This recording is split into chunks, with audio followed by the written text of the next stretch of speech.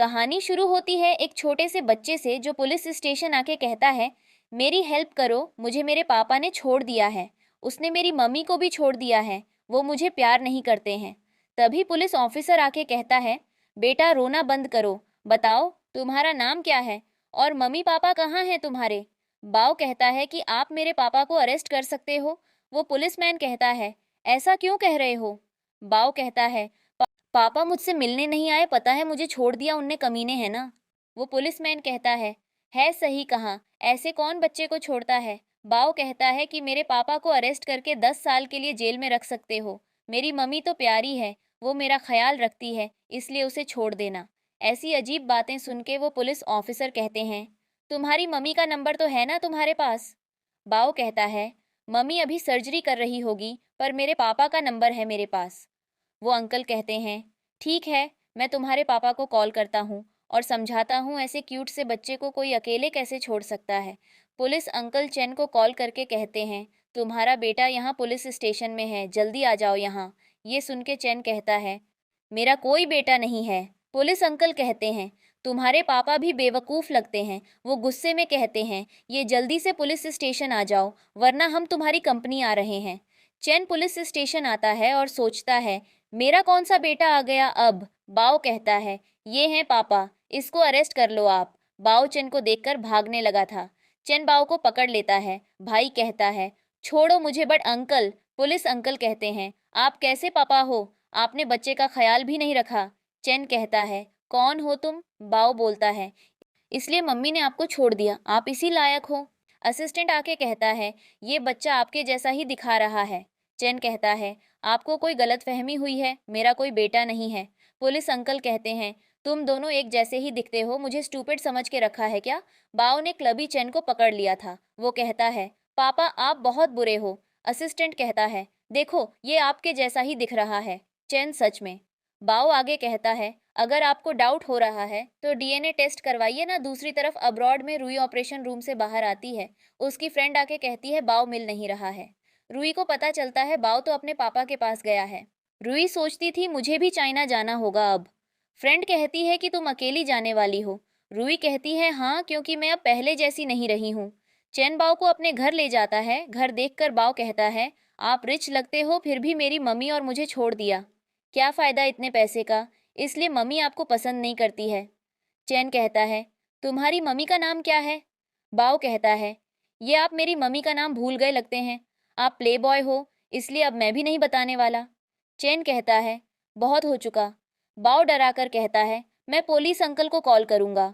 चैन assistant को कहता है, हाउ के बारे में सब पता लगाओ। असिस्टेंट सोचता था, ये खुद को पता नहीं क्या समझने लगा है।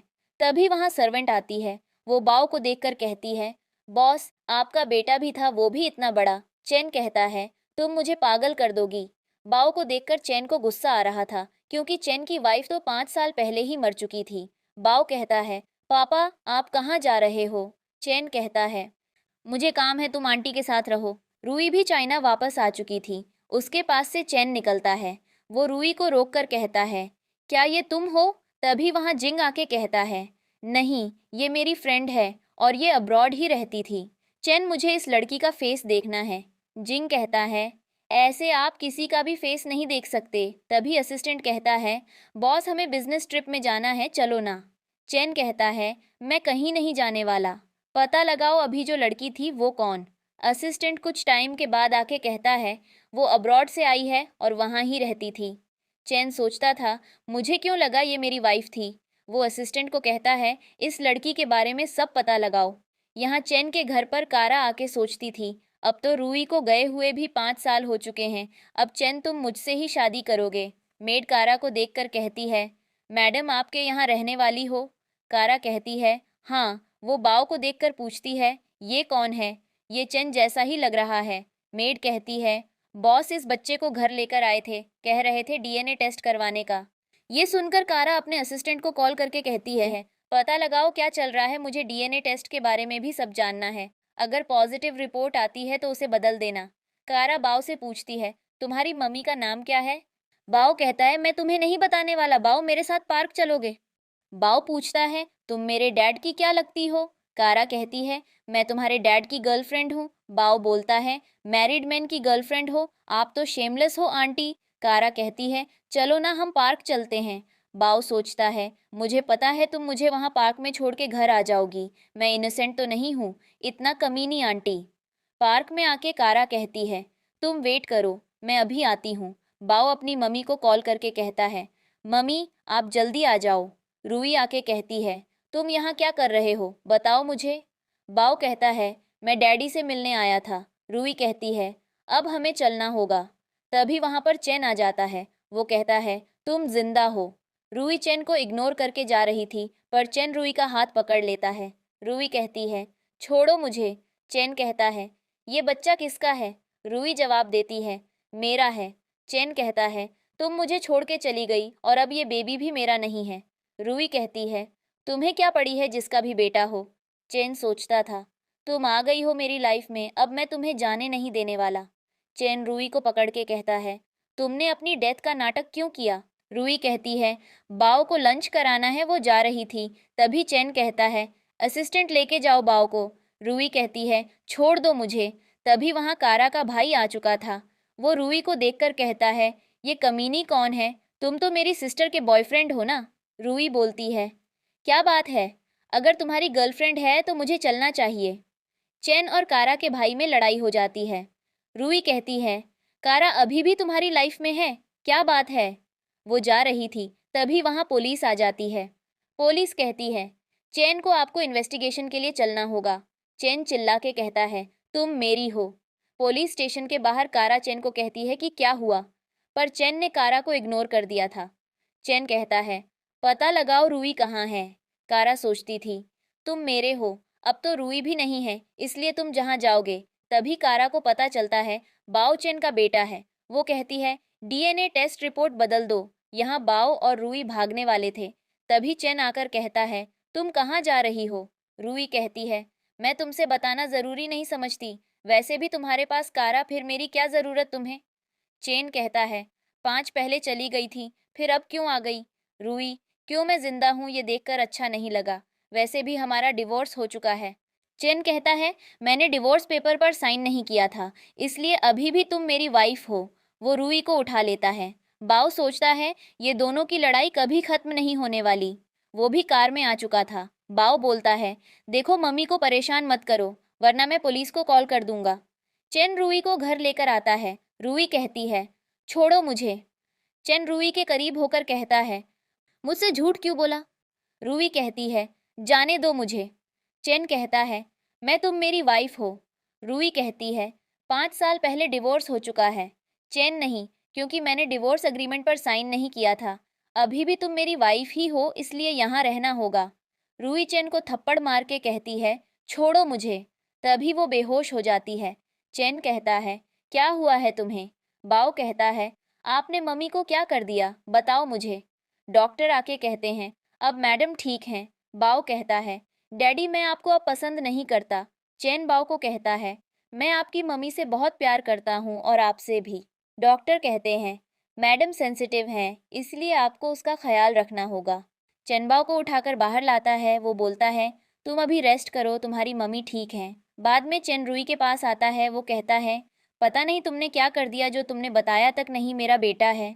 मुझे उसे दूर रखा, पता है इस 5 साल में एक दिन भी ऐसा नहीं गया जब मैंने तुम्हें याद नहीं किया। अब फाइनली तुम मेरे पास हो, मैं तुम्हें खुद से दूर नहीं जाने दूंगा। मॉर्निंग में चैन बाओ के पास जाता है, जो चैन के बारे में ही नींद में बोल रहा था।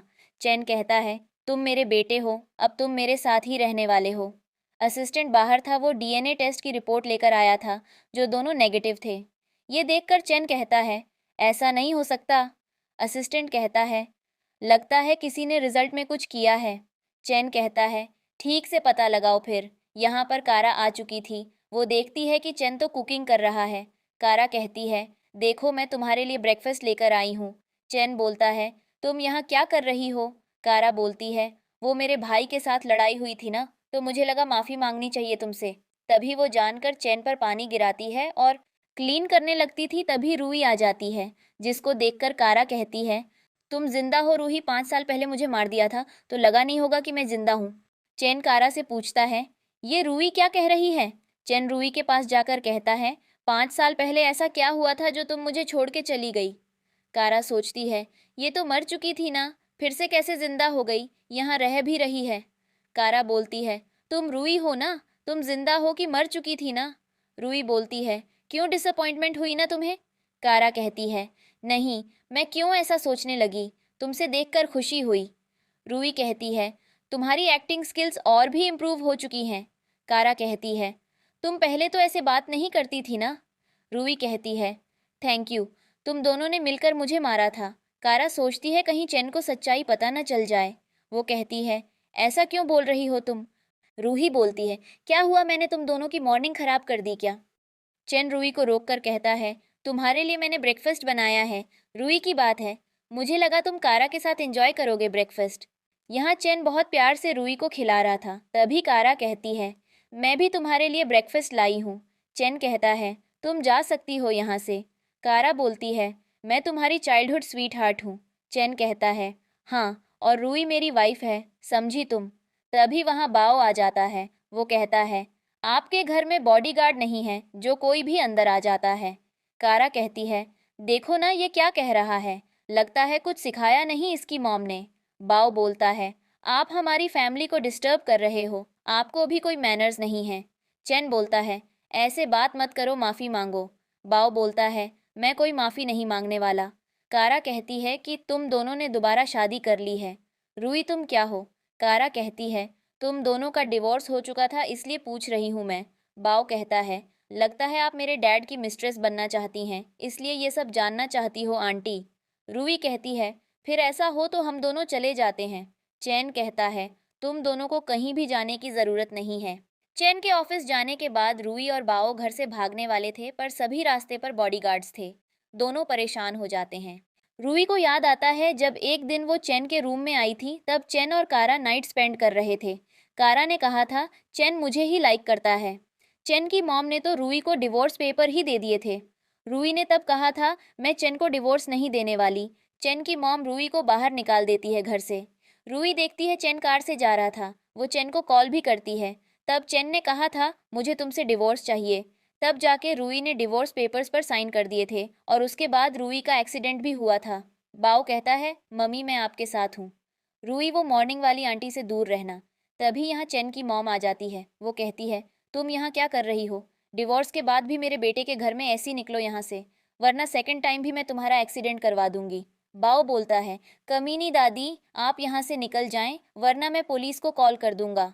रूही वाइन बॉटल को गले पर रख के कहती है, मैं भी देखती हूँ मुझे कौन बाहर निकालता है। असिस्टेंट ने चैन को भी कॉल कर दिया था। मॉम कहती है, मेरे बेटे की लाइफ में तुम जैसी लड़की मुझे नहीं चाहिए। यहाँ पर चैन आ चुका था। वो रूही को बचाता है और डॉक्टर को भी बुला लेता है। यहाँ कारा चैन की मॉम को कहती है, क्या आपने रूही को बाहर निकाला? मॉम कारा कहती है, चैन रूही से प्यार करता है, कहीं उसको पता चल गया हमने रूही के साथ क्या किया है तो? मॉम कहती है, रूही का कोई फैमिली बैकग्राउंड नहीं है, ऐसी लड़की को मैं चैन की वाइफ नहीं बनने दूंगी, तुम ही बन सकती हो चैन की वाइफ। कारा कहती है, पर अगर ग्रैंडपा को पता चल गया तो? वो तो रूही को बहुत लाइक करते थे ना। मॉम कहती है, ग्रैंडपा आए उससे पहले ही रूही को फिर से चैन की लाइफ से निकालना होगा। वो तो मैं जल्दी कर दूंगी, तुम टेंशन मत लो। यहाँ चैन रूही के साथ था। वो कहता है, तुम अपना ख्याल क्यों नहीं रखती? तभी असिस्टेंट आके कहता है, बाओ कहीं चला गया है। चैन बोलता है, कहाँ गया है? पता लगाओ फिर मेरे पास क्यों आए हो। रूही कहती है, मेरा बेटा कहाँ है? चैन कहता है, वो ठीक है, पर रूही नहीं सुनती। चैन अपने एम्प्लॉई को कहता है, 5 साल पहले जो भी हुआ था वो पता लगाओ। यहाँ बाओ अपने ग्रैंडपा को कॉल करके कहता है, मैं आपका ग्रेट ग्रैंडचाइल्ड बाओ बोल रहा हूँ। डैडी बहुत बुरे हैं, उसने मम्मी को हर्ट किया है, और डैडी आके भी मम्मी के साथ लड़ाई कर रही थी। ग्रैंडपा पूछते हैं, बताओ तुम अभी कहाँ हो? बाओ कहता है, मैं 2 बस स्टेशन पास हूँ।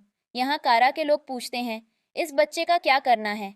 कारा कहती है, पकड़ के मार दो। वो लोग बाओ को पकड़कर ले जा रहे थे, तभी ग्रैंडपा आ जाते हैं। ग्रैंडपा कहते हैं, तुम तो चैन जैसे ही दिख रहे हो। बाओ बोलता है, ये सब लोग मुझे किडनैप कर रहे थे। ग्रैंडपा कहते हैं, सभी को पुलिस स्टेशन लेकर जाओ। यहाँ चैन को पता चलता है कि बाओ ग्रैंडपा के पास है। पता तो मॉम को भी चल चुका था। ग्रैंडपा आके मॉम पर बहुत गुस्सा करते हैं। बाओ बोलता है, ये दोनों ने मुझे और मॉम को बुली किया था। ये सुनकर ग्रैंडपा कहते हैं, क्या हो रहा है यहाँ? मॉम कहती है, अभी डीएनए टेस्ट की रिपोर्ट आई नहीं है। ग्रैंडपा कहते हैं, ये चेन का बेटा है, ये दोनों एक जैसे ही दिखते हैं। बाओ कहता है, ये दोनों अनएजुकेटेड हैं, देखो ना आपसे भी कैसे बात कर रहे हैं। ग्रैंडपा मॉम पर गुस्सा करके कहते हैं, बच्चे के सामने कैसी बात करनी है वो भी नहीं पता। बाओ बोलता है, लगता है पापा इस कमीनी आंटी को पसंद करते हैं, मुझे और मम्मी को नहीं। तभी यहाँ रूई आ जाती है, जिसे देखकर बाओ उसके पास चला जाता है। ग्रैंडपा कहते हैं, नील डाउन हो जाओ, तुम्हें पनिशमेंट मिलेगी। चेन अपने ग्रैंडपा की बात मान लेता है। मॉम कहती है, ये आप क्या कर रहे हो? ग्रैंडपा कहते हैं, ये एक अच्छा हस्बैंड नहीं बन पाया और न ही अच्छा बाप, आपने पत्नी और बच्चे को अकेला छोड़ दिया। मॉम कहती है, इसमें मेरे बेटे की क्या गलती है? रूही ही तो डिवोर्स लेकर गई थी। ग्रैंडपा कहते हैं, तुम चेन की वाइफ हो, मुझे सब बताओ, 5 साल पहले क्या हुआ था, तुम्हारी डेथ की न्यूज़ क्यों आई थी? मॉम कहती है, इसमें बताना क्या, ये तो चेन को छोड़ के भाग गई थी, मिल चुका होगा कोई। ग्रैंडपा कहते हैं, मैंने तुमसे पूछा है क्या? रूही बोलती है, मैं जब 5 साल पहले चेन के रूम में गई तो मैंने देखा चेन रूही के साथ था, वो दोनों एक ही बेड पर थे। मॉम कहती है, तुम झूठ बोल रही हो। कारा कहती है, वो तो चेन ड्रंक था, इसलिए मैं उसके रूम में थी। मैं चेन को पसंद करती थी, इसलिए मैंने ही डिवोर्स का कहा था मॉम को, तुम्हारी मॉम को भी रूही पसंद नहीं थी, इसलिए उसने मेरा साथ दिया। चेन कहता है, मैं तुमसे बहुत प्यार करता था, मैंने कभी तुमसे डिवोर्स की बात नहीं की। रूही कहती है, इसलिए मैं यहाँ से चली गई थी। ग्रैंडपा बोलते हैं, चेन ने ड्रिंक की हुई थी पर कारा ने तो नहीं की थी, फिर भी वो एक मैरिड मैन के पीछे पड़ गई थी, उसके साथ एक रूम में थी। इससे पता चलता है तुम कितनी घटिया लड़की हो। तुम्हारी शादी में चेन से कभी नहीं होने दूंगा, और अब तो उसकी वाइफ और बच्चा भी आ चुका है, तुम यहाँ से जा सकती हो। रूही कहती है, अब हमें भी निकलना चाहिए। ग्रैंडपा कहते हैं, तुम अपनी वाइफ को भी सेफ नहीं रख पाए और क्या करोगे? चेन कहता है, अब से अपनी वाइफ के साथ ही रहूंगा। बाओ बाहर आके कहता है, आप रोना बंद करो, मैं हूं ना आपके साथ। रूही सोचती थी कब चैन ने उसे प्रपोज किया था तब वो बहुत खुश हो गई थी, पर अब चैन बदल चुका है। तभी चैन आके कहता है, मैंने तुमसे कभी डिवोर्स का कहा ही नहीं, इसलिए तुम मेरे साथ चलोगी। रूही कहती है, नहीं, अब हम दोनों ही तुम्हारे साथ नहीं रहने वाले। चैन कहता है, मैं तुमसे बहुत प्यार करता हूँ, समझती क्यों नहीं हो तुम? रूही कहती है, कौन सा प्यार? मैं समझ नहीं पा रही हूँ, जब तुम कारा को अपनी गर्लफ्रेंड कह रहे थे तब मेरे बारे में नहीं सोचा तुमने, और अब प्यार का कह रहे हो। अब यहाँ से रूही जा रही थी। चैन कहता है, बाओ मेरा बेटा है, इससे मैं इतने साल दूर रहा हूँ, अब नहीं रहना चाहता हूँ। तुम मुझ पर बिलीव करो, मैंने तुम्हें कभी छोड़ना नहीं चाहा था। मैं ड्रंक था तब, वरना मैं कारा के सामने तक नहीं देखता था। रूही कहती है, अच्छा, पर मैं तुम पर यकीन क्यों करूं? असिस्टेंट आके कहता है, आपकी वाइफ का एक्सीडेंट और वो सब करने में जिंग का हाथ है। चेन सोचता था, किसी भी हाल में मुझे मेरी वाइफ को वापस लाना होगा। बाद में रूही जाती है जिंग के पास। जिंग कहता है, तुम चेन के घर पर नहीं रहने वाली हो, अब जो यहाँ आ चुकी हो। रूही कहती है, मुझे अब्रॉड जाना है। जिंग कहता है, अभी तो पॉसिबल नहीं है, पर अगर तुम मेरी हेल्प करो तो मैं भी तुम्हारी हेल्प कर सकता हूँ। तुम्हें तो पता ही है, मुझे जो प्रोजेक्ट चाहिए उसके सभी डॉक्यूमेंट्स चेज के पास हैं। रूही कहती है, तो मैं क्या करूं? जिंग कहता है, तुम उसके साथ रहो और मुझे वो डॉक्यूमेंट लेकर दो। रूही बोलती है, अगर मैं वहां गई तो वो बाव को मेरे साथ नहीं आने देगा। जिंग कहता है, वो मैं संभाल लूंगा, वैसे वो प्रोजेक्ट मिलने के बाद चैन बराबर हो जाएगा। तुम्हें रिवेंज चाहिए तो वो भी मिल जाएगा और तुम अब्रॉड भी जा सकती हो। रूही कहती है, ठीक है। बाव कहता है, जिंग अंकल पापा के एनिमी हैं, वो हमारी हेल्प क्यों करेंगे? रूही बोलती है, मैं ये सब तुम्हारे लिए कर रही हूँ, तुम सेफ हो, इतना काफी है। बाव कहता है, मम्मी आप इनोसेंट हैं, आपको समझ नहीं आ रहा कि जिंग अंकल मिस्टीरियस हैं, उसने हमारी हेल्प की क्यों थी? कुछ भी फ्री में नहीं मिलता, हो सकता है वो आपको भी बेवकूफ़ बना रहे हों। रूही सोचती थी कि जिस समय मेरा एक्सीडेंट हुआ था वहाँ जिंग था, उसने मेरी हेल्प की और मुझे अब्रॉड भी भेज दिया। अब तो रूही को भी जिंग पर डाउट होने लगा था। जिंग यहाँ कारा को कॉल करके कहता है, मैंने ऐसा प्लान बनाया है कि चेन खुद रूही को छोड़ देगा। कारा कहती है, इस बार भी तुम्हें मेरी हेल्प करनी होगी। मैंने कहा था रूही को मार देना, पर तुमने उसे कैसे बचा लिया? जिंग कहता है, ठीक है, अगर चेन तुम्हें प्यार नहीं करता तो उसे छोड़ दो। पर कारा नहीं सुनती। यहाँ ग्रैंडपा लॉयर को बुलाने को कहते हैं। ये सुनकर मॉम कहती हैं, लॉयर को बुलाने की क्या ज़रूरत है? ग्रैंडपा कहते हैं, रूही और बाव ने बहुत परेशानी उठाई है, इसलिए मैं बाव को 5% और रूही को 10% कंपनी के शेयर्स देना चाहता हूँ।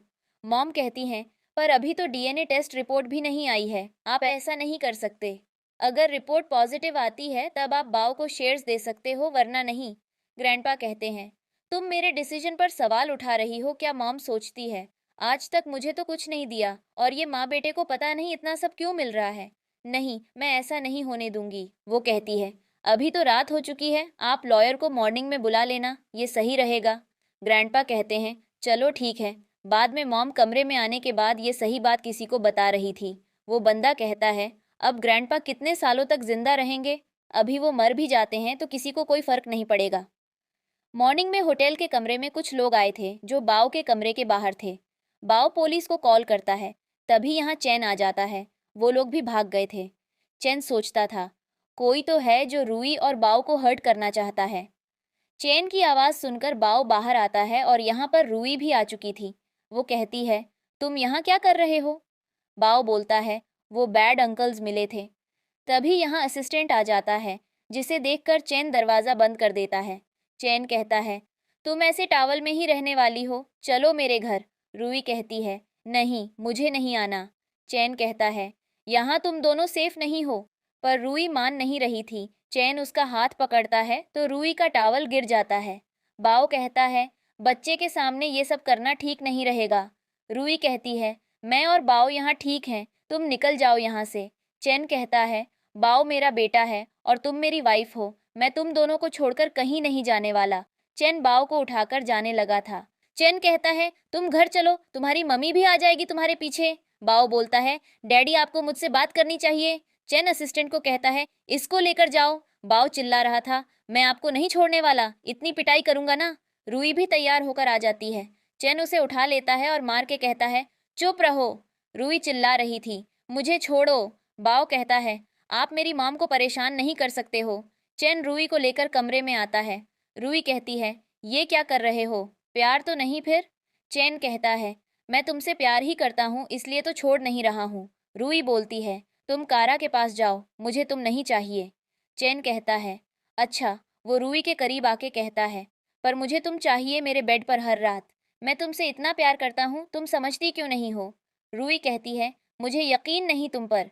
चैन कहता है, मैं कभी तुम्हें मारने के बारे में सोच भी नहीं सकता। रूही कहती है, जाने दो मुझे। पता नहीं चैन ने रूही को किस ही कर ली थी। रूही उसे दूर करके कहती है, ये क्या कर रहे हो? चैन वहां से चला जाता है। तभी रूही के पास जिंग का एमएसजी आता है कि तुम चैन के घर पर हो। रूही सोचती है, इसको सब पता है। लगता है बाव ठीक कह रहा था, जिंग कुछ तो छुपा रहा है। वो एमएसजी करती है, ठीक है, मैं चैन के डॉक्यूमेंट्स चुरा लूंगी। बाद में वो अपनी फ्रेंड को कॉल करती है और कहती है, देखो, चैन को पता चल गया है कि बाव उसका बेटा है। फ्रेंड कहती है, अब तुम क्या करने का सोच रही हो? रूही कहती है, कुछ नहीं, जैसे ही मौका मिलेगा मैं तुम्हारे पास आ जाऊंगी। फ्रेंड कहती है, मेरी हेल्प की ज़रूरत हो तो बताना, मैं भी चाइना आ जाती हूँ। रूही कहती है, नहीं, इसको ज़रूरत नहीं है। रात में चैन ड्रिंक कर रहा था। वो रूही से प्यार करता था, पर रूही थी जिसे यकीन ही नहीं था।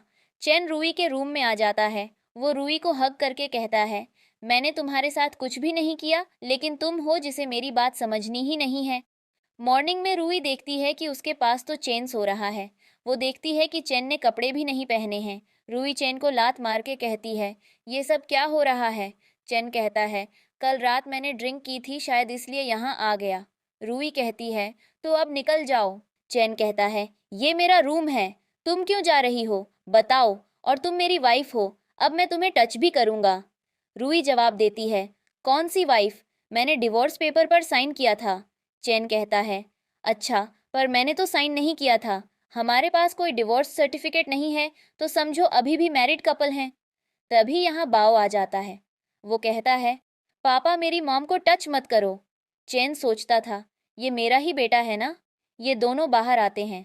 बाव ग्रैंडपा से कहता है, देखो डैडी आ गए, वो मेरी मॉम को परेशान कर रहे थे। ग्रैंडपा कहते हैं, चैन तुमने मार खानी है क्या? चैन कहता है, वो तो मेरी वाइफ है, भाग न जाए इसीलिए पकड़ के रख रहा था। बाव कहता है, प्यार से भी बात कर सकते हो। चैन को खुद के बेटे पर ही गुस्सा आ रहा था। ऊपर से रूही को भी चैन को बिल्कुल अटेंशन नहीं दे रही थी। ग्रैंडपा कहते हैं, तुम्हारे जाने के बाद चैन बदल गया है। उसे देखकर लगता है वो तुम्हारी याद में ही रहता था। यहाँ चेन ने अपनी प्यारी वाइफ के लिए ब्रेकफास्ट बनाया था। रूही कहती है, हम होटल में रह सकते हैं क्या? चैन कहता है, नहीं, ये भी तुम्हारा ही घर है। रूही, पर मुझे अब्रॉड जाना है। चैन कहता है, मैं अब तुम्हें लाइफ टाइम छोड़ने नहीं वाला हूँ। रूही बोलती है, तुम्हें बाव चाहिए तो उसे तुम अपने पास रखो, पर मुझे जाना है। यहाँ कारा कहती है, अगर रूही के नाम पर शेयर्स ट्रांसफ़र हो गए तो वो कभी नहीं जाएगी। मॉम कहती है, पर मैं ऐसा होने ही नहीं दूंगी। मैं ग्रैंडपा को मार सकती हूँ पर शेयर्स को हाथ से जाने नहीं दूंगी। ये बात ग्रैंडपा ने सुन ली थी। वो कहते हैं, क्या तुम मुझे हर्ट करोगी अब? कारा कहती है, नहीं, ऐसा तो नहीं कहा हमने। ग्रैंडपा कहते हैं, अब मैं सब कुछ बाओ और रूही के नाम पर कर दूंगा, समझो तुम। तभी मॉम ग्रैंडपा को धक्का देती है। यहाँ रूही आती है तो मॉम कहने लगती है कि उसने ग्रैंडपा को हर्ट किया है। रूही कहती है, मैंने ऐसा कुछ भी नहीं किया। मॉम कहती है, मैंने अपनी आंखों से देखा कि रूही ने ग्रैंडपा को धक्का दिया था। चेन कहता है, मुझे मेरी वाइफ पर यकीन है। ये सब बाव ने भी देखा था। बाहर आके रूही पूछती है, क्या तुम मुझ पर ट्रस्ट करते हो? चैन हाँ कहता है। यहाँ बाव भी आ चुका था। वो कहता है, चलो मम्मी घर चलते हैं। मॉम आके कहती है, बाव तुम भी अंदर थे क्या? कुछ देखा तुमने? बाव बोलता है, मैंने कुछ नहीं देखा। चैन की मॉम कहती है, रूही को तो जेल में डालना चाहिए, उसने ही ग्रैंडपा को हर्ट किया है। रूही बोलती है, आपके पास कोई एविडेंस है क्या जो आप मुझे ब्लेम कर रही हैं? यहाँ मॉम डर गई थी कहीं ग्रैंडपा होश में आ गए और सब कुछ बता दिया तो। कारा कहती है, मुझे नहीं लगता ग्रैंडपा होश में आएंगे। यहाँ बाओ अपने मॉम डैड को बताता है कि दादी और कमीनी आंटी ने ग्रैंडपा को धक्का दिया था। मैंने अपनी आंखों से देखा था, पर चैन को लग रहा था उसकी मॉम ग्रैंडपा को हर्ट नहीं कर सकती। बाओ कहता है, घर में कोई भी कैमरा नहीं है, इसलिए हमारे पास भी कोई एविडेंस नहीं है। चैन कहता है, ऐसा नहीं हो सकता। रूही बोलती है, तुम्हें अपने बेटे पर ट्रस्ट नहीं है। डॉक्टर आकर कहते हैं, ओल्ड मैन कोमा में जा चुके हैं।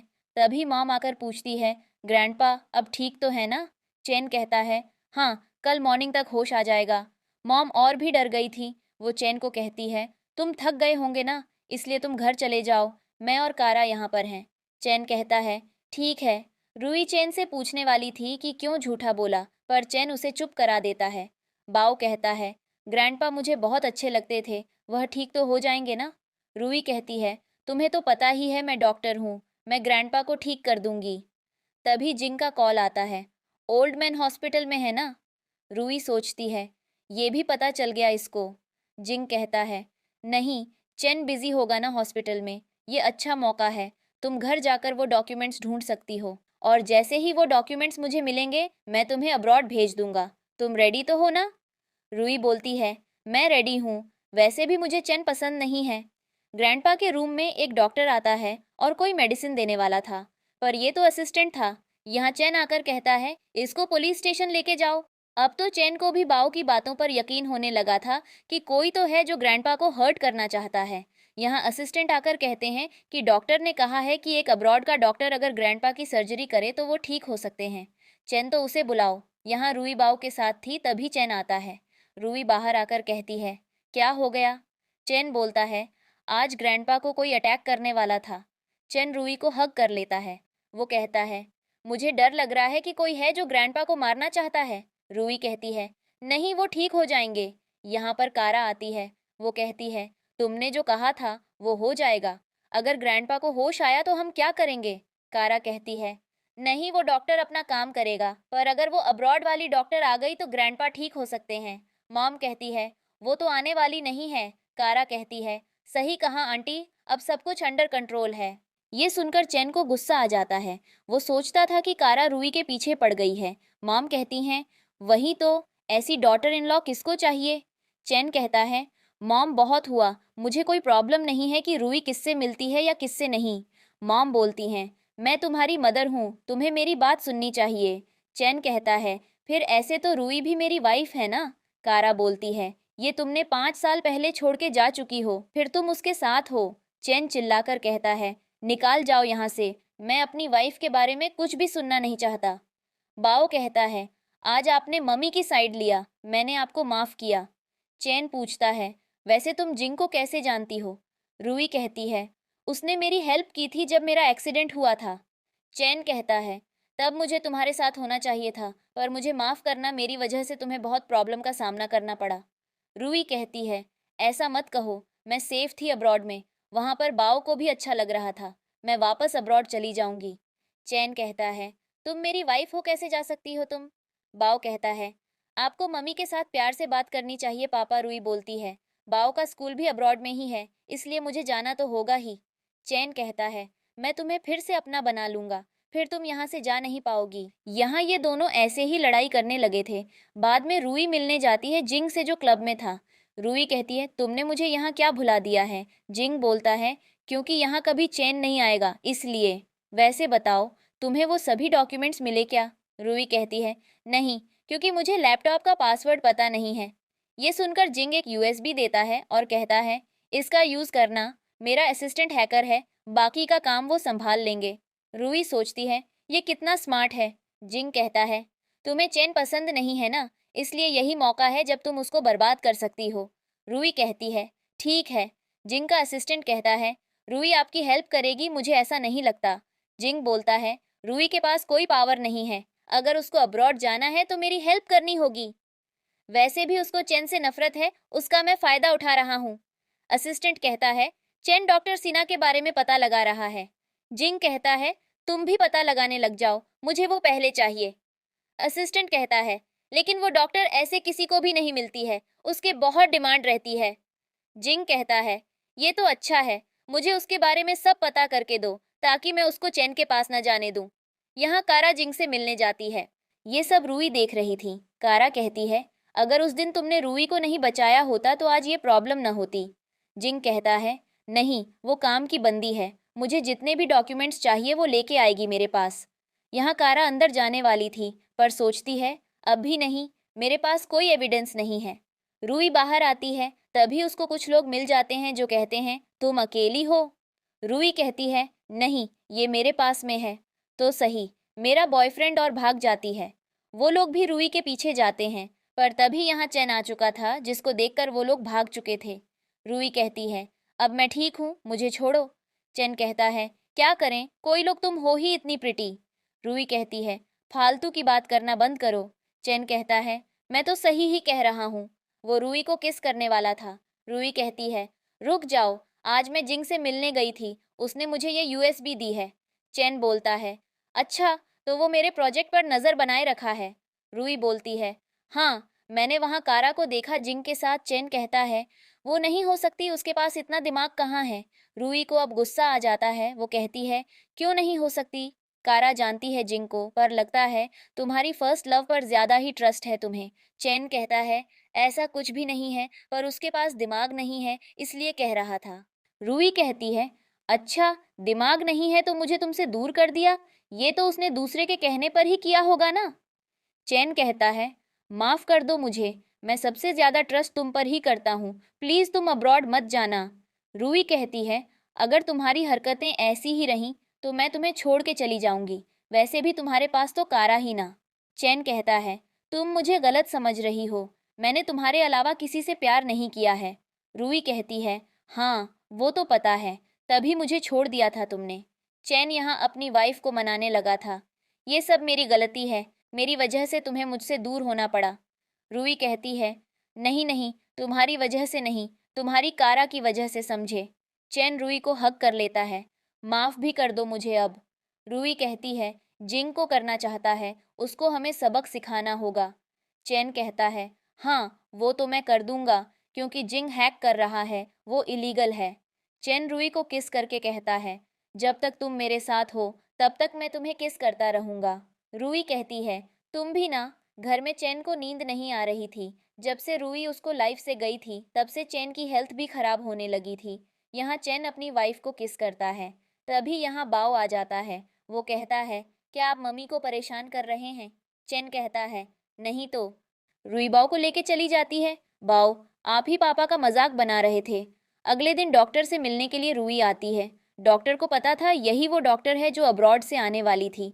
डॉक्टर कहता है, आपको चैन को बता देना चाहिए, पर रूही नो कर देती है, अभी नहीं। ऑफिस में चैन काम कर रहा था, तभी उसके पास असिस्टेंट आता है। वो कहता है, मैंने सुना है डॉक्टर सीना चाइना में है। यहाँ पर कारा भी आ चुकी थी लंच लेके, तभी रूही भी आती है। वो कहती है, पता होता तो ना आती, तुम्हारे लिए तो ऑलरेडी लंच आ चुका है। चैन कहता है, पर मुझे तो तुम्हारे हाथों का बना ही लंच पसंद है। रूही कहती है, अच्छा मेरे बेबी, ये लो। वो फ्राइड राइस में और भी चिली सॉस मिला देती है। ये देखकर कारा कहती है, चैन को स्पाइसी फूड पसंद नहीं है। रूही बोलती है, ये मेरा पति है, मुझे पता है क्या खाना पसंद है उसे। चैन डर जाता है और कहता है, नहीं, मुझे तो स्पाइसी फूड बहुत पसंद है, पर बेचारा कहाँ भी नहीं पा रहा था। कारा देखो, मैंने कहा था ना। रूही बोलती है, दूसरे के हस्बैंड की कितनी फिक्र है ना तुमको। कारा बोलती है, मुझे कुछ कहना है, तुम रूही को निकालो यहाँ से। चैन कहता है, वो कहीं भी नहीं जाने वाली। कारा कहती है, मैं डॉक्टर सिन्हा को जानती हूँ, वो मेरी अच्छी फ्रेंड है। चैन कहता है, सच में तो उससे बात करो, वही है जो मेरे ग्रैंडपा को ठीक कर सकती है। कारा कहती है, हाँ, पर तुम्हें रूही को छोड़ना होगा। चैन कहता है, ये क्या बकवास कर रही हो तुम, मैं रूही को कभी नहीं छोड़ने वाला, समझी। रूही कहती है, मुझे नहीं लगता तुम डॉक्टर सिन्हा को जानती हो। चैन कहता है, अगर मेरी हेल्प करनी है तो करो, वरना कोई नहीं, मैं ही उससे बात कर लूंगा। कारा कहती है, ये तुम्हारे राइवल जिंग से मिल रही है। चैन कहता है, मैं यकीन नहीं करता। कारा बोलती है, मेरे पास फोटो भी है। फोटो दिखाकर चैन को गुस्सा आ रहा था। कारा बोलती है, देखा ना तुमने। चैन कहता है, मैं तुम्हारा हस्बैंड हूँ, तुमने बताया क्यों नहीं तुम जिंग से मिली थी। कारा कहती है, ये यकीन के लायक नहीं है। चैन कहता है, निकाल जाओ यहाँ से। रूही सोचती थी, अच्छी एक्टिंग कर लेता है मेरा पति। अब यहाँ कारा तो चैन को मक्खन ही लगाने लगी थी। घर जाकर रूही जिंग को कॉल करती है। वो कहती है, कल हम मिले थे, ये किसी को पता है क्या, क्योंकि कारा के पास फोटो थे। जिंग कहता है, मैं पता लगाता हूँ। जिंग कारा के पास आकर कहता है, मैंने कहा था रूही के बारे में अभी मत बताना। कारा कहती है, चैन ने मेरी बातों पर यकीन किया तो क्या करूं, अब तो और भी चैन के करीब जाकर मौके मिलेंगे। यहाँ पर जिंग कारा को मनाने लगा था। देखा जा रहा था कि जिंग कारा को पसंद करता है और कारा जिंग को इस्तेमाल कर रही थी। अगले दिन हॉस्पिटल में फ्रेंड आई थी। वो कह रही थी, मैं डॉक्टर सीना की फ्रेंड हूँ। तभी यहाँ कारा भी आ जाती है फेक डॉक्टर को लेकर। तुमने हमेशा से मेरी मदद की है और मेरी साइड खड़े रहे हो।